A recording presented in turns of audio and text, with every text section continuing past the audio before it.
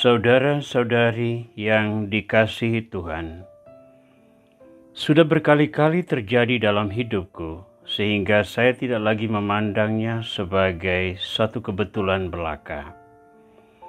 Andai kata saya mengalami satu sukacita besar, katakanlah karena berhasil menyelesaikan satu tugas yang rumit atau menyelesaikan konflik atas berbagai pihak dalam satu bidang pelayanan, tidak lama sesudahnya akan ada satu peristiwa yang menyakitkan, mengecewakan, dan membuatku menderita.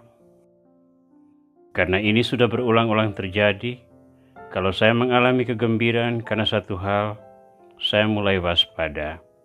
Kesulitan apa yang akan datang atau kekecewaan mana yang bakalan menyusul. Hari-hari ini kita masih dinaungi oleh sukacita Natal yang mengental ke dalam tradisi Kristiani maupun budaya populer di sekitar kita.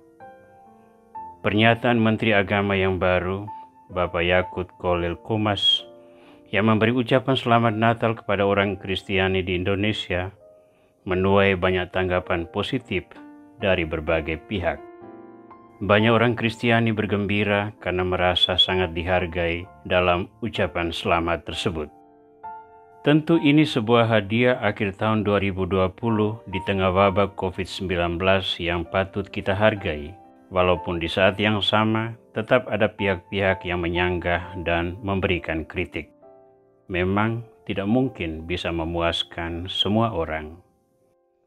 Walaupun sukacita telah menjadi euforia banyak kalangan di Indonesia, liturgi gereja memberi penekanan yang unik di hari-hari sesudah Natal ini.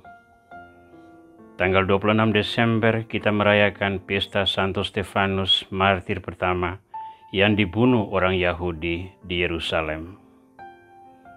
Tanggal 27 Desember kita merayakan pesta Santo Yohanes, penulis Injil.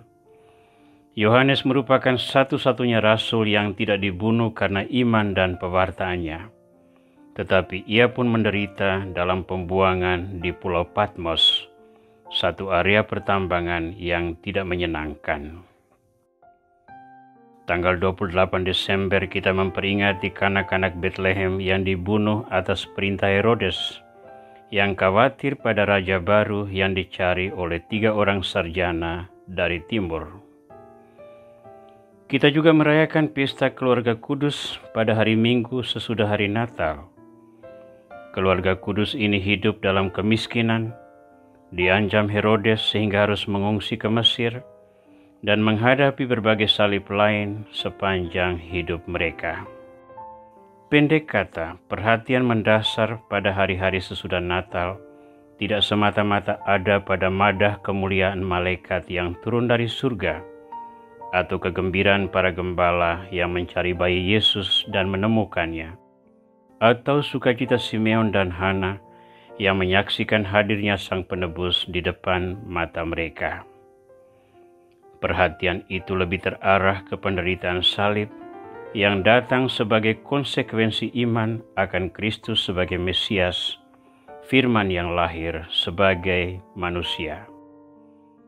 Maka dalam episode ke-115 ini, saya mengangkat tema sukacita dan salib sebagai 2 bagian tak terpisahkan dari penghayatan iman Kristiani yang perlu disadari oleh setiap murid Kristus.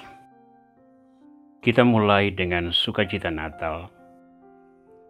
Kelahiran Yesus Kristus merupakan titik kulminasi penantian selama berabad-abad.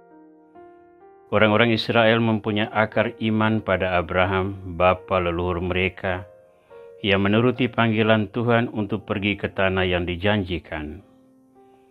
Abraham tetap percaya kepada Tuhan ketika kepadanya dijanjikan keturunan yang berlipat dari rahim Sarah, istrinya yang sudah tua. Iman yang sama menurun ke Ishak yang sederhana dan rendah hati. Demikian juga Yakub dan keturunannya mewarisi kualitas keyakinan serupa, sehingga walaupun harus melewati perbudakan di Mesir, mereka toh tetap berharap pada Tuhan. Iman inilah yang menjadi alasan bagi mereka untuk tetap berharap. Nubuat Nabi Yesaya menggambarkan kerinduan ini, bahwa seorang turunan Daud akan datang dan memerintah. Ia menjadi pangeran perdamaian yang menggembalakan banyak bangsa. Pengharapan ini mengerucut pada diri Yesus putra Maria dan Yusuf yang lahir dalam kehinaan kandang Betlehem. Namun kelahirannya tetap membawa sukacita besar ketika para malaikat berhimpun untuk memuji Allah di padang gembala. Para gembala yang menyaksikan ini menjadi representasi manusia tak berdaya yang melihat segelintir cahaya terang di tengah kegelapan hidup. Harapan yang sama mendorong 3 sarjana dari timur untuk mencari kepastian hidupnya, yang membawa mereka bersujud di hadapan Yesus. Sukacita yang sama menjadi penghibur bagi Simeon dan Hana yang rindu melihat perwujudan rencana Tuhan.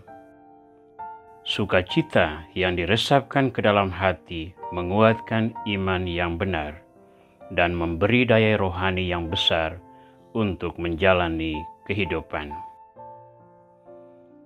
Walaupun sukacita itu begitu nyata dan memberi penghiburan, di saat yang sama gelombang perlawanan mengalir dari pertahanan kegelapan. Keluarga kudus harus mengalami banyak tantangan yang memberi begitu banyak penderitaan, kemiskinan, penganiayaan yang memaksa mereka menjadi pengungsi ke Mesir. Sekembalinya dari Mesir, mereka tak bisa menetap di Betlehem, sehingga mereka harus hidup tersembunyi di Nazaret. Bagi Maria, salib Yesus adalah salibnya juga, karena ia menyaksikan dan memendam dalam hatinya segala peristiwa penolakan terhadap Yesus, mulai dari penolakan oleh orang-orang Nazaret di awal karyanya, perlawanan orang-orang Farisi dan ahli Taurat, hingga penangkapan, pengadilan, dan eksekusi mati Yesus sebagai seorang kriminal oleh orang-orang Romawi. Saudara, rentetan peristiwa di atas memberi gambaran kepada kita tentang siklus hidup yang begitu umum bagi orang-orang Kristiani. Kita mengalami banyak sukacita iman karena kita melihat banyak tanda kehadiran Tuhan yang nyata di dalam penghayatan iman Kristiani. Tuhan itu maha kuasa dan tidak kelihatan, namun oleh warisan iman kita memiliki tanda kehadirannya. Ada firman yang tertera di dalam kitab suci yang selalu bisa kita baca dan kita renungkan setiap hari untuk mencari pedoman dan peneguhan hidup. Ada sakramen-sakramen yang menguduskan kita, bahwa Tuhan tidak meninggalkan kita untuk tetap hidup di dalam kegelapan. Ada warisan-warisan kekayaan rohani yang menjadi rujukan bagi kita untuk mengembangkan kerohanian kita hari ini. Namun tidak kurang pula salib dan tantangan yang menyertainya. Salib itu membawa penderitaan karena menuntut tanggapan yang tepat dan korban diri yang tidak sedikit. Tetapi salib juga memurnikan ketika orang dengan sabar menjalaninya dan mengambil hikmah rohania dari sana. Salib membuat seseorang tangguh dalam menghadapi tantangan dan lebih kreatif membangun ketahanan diri dan mencari jalan keluar yang memadai. Karena itu janganlah mencari-cari salib kehidupan, tetapi jika salib itu datang, hadapilah dengan berani dan penuh kepercayaan diri. Ingatlah selalu, tak ada sukacita yang abadi, tak ada juga salib yang abadi. Yang ada hanya perimbangan antara keduanya.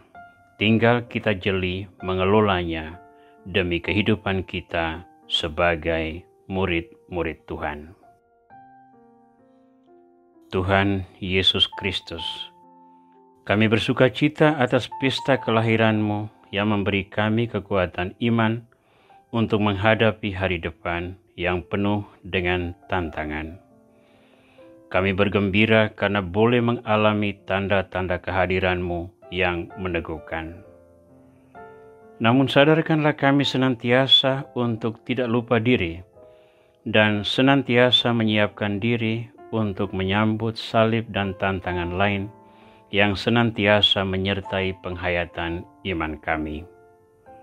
Semoga kenangan akan sukacita yang kami alami memberi kami kekuatan iman untuk menghadapi salib dengan penuh keberanian dan melewatinya dengan keyakinan penuh bahwa Engkau tidak meninggalkan kami. Tuhan, sertailah kami dalam hidup setiap hari demi kemuliaan kerajaan-Mu di dunia. Amin.